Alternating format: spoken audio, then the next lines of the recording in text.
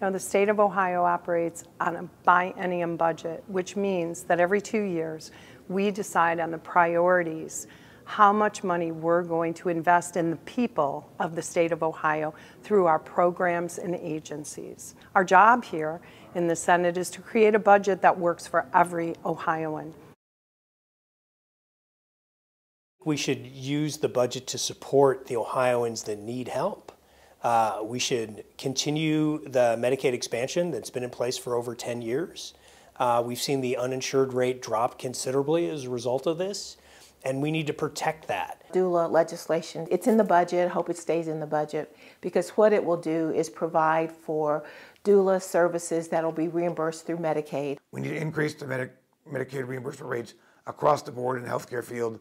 Doctors and dentists are not getting reimbursed enough for Medicaid patients that they treat, and most of them have stopped taking new patients because they can't afford to treat them any longer because our rates are so low and haven't been increased in over 20 years. We've lost that extended amount of time for folks to be able to apply for it and be eligible for those benefits. This benefit cliff is something that is so crucial that we bridge that gap so folks will not continue to fall further and further behind.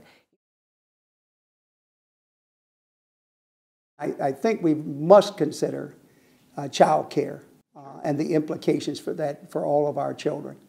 Making sure that we're catching those kids before they get to the school system so that we're sure that they're ready to learn. The governor has created a new department of children and youth, and I want to make sure that we provide adequate support for that.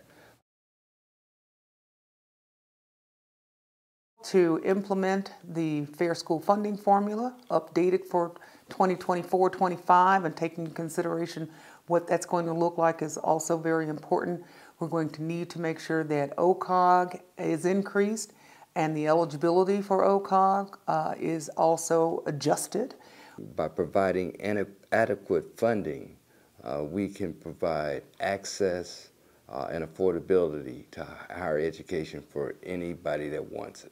We're also going to look at the demand for improvement in the outcomes in our community schools and how they're educating and addressing the needs of all of the children that they are responsible for. 40% of our children enter kindergarten ill prepared. They're not adequately prepared for kindergarten. So one of the best ways of improving education opportunity in the state of Ohio is to provide more early childhood education.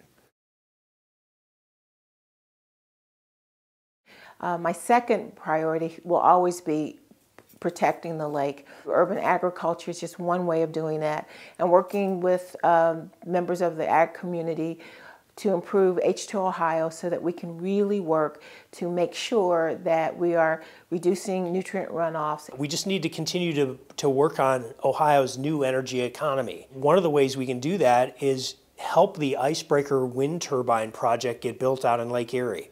It's a demonstration project. It'll be the first wind farm built in freshwater anywhere in the United States. This is an innovation that can help grow Ohio's future economy and obviously give us a source of renewable energy. We've got to do everything that we can to ensure that families, no matter what their zip code is, have the opportunity to have affordable housing. You know, if we don't have the kinds of housing that we need to make sure that our families have quality housing, it's very difficult for them to have a quality life experience. There's so many issues in there, in the budget really, that are important to all of us.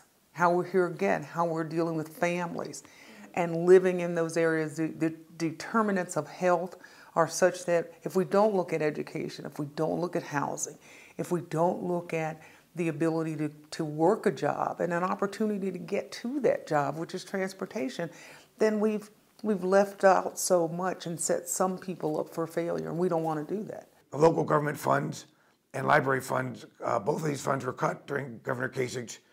They have not been restored to their levels prior to the cuts. We need to do so. Local government funds include police for police and fire and potholes and picking up your trash.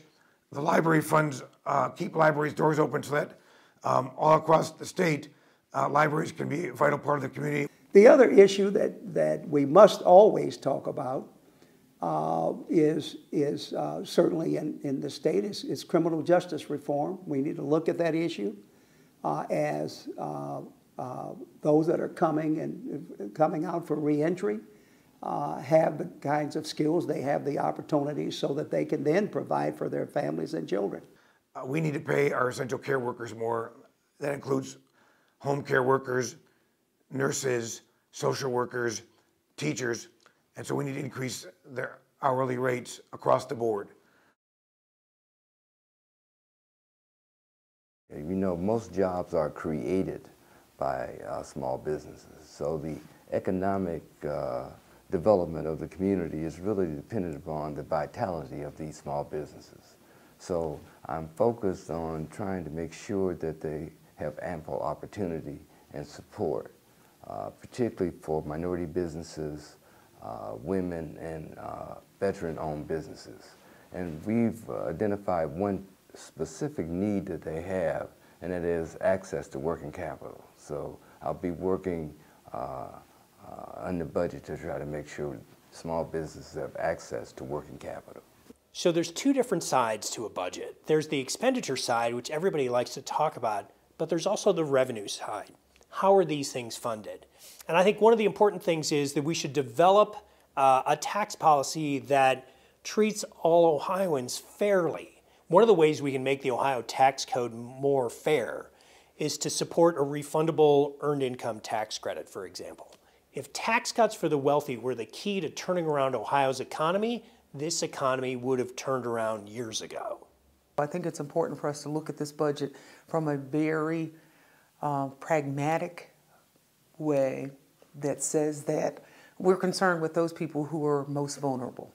The chain is only as strong as its weakest link, and if we take care of the weakest link, then the chain should always be strong. Senate Democrats are going to be working hard over the next few months to create a budget that works for everyone. If you have concerns or priorities that you would like to see addressed in Ohio's state budget, you can always reach out to your elected officials and let them know what's important to you.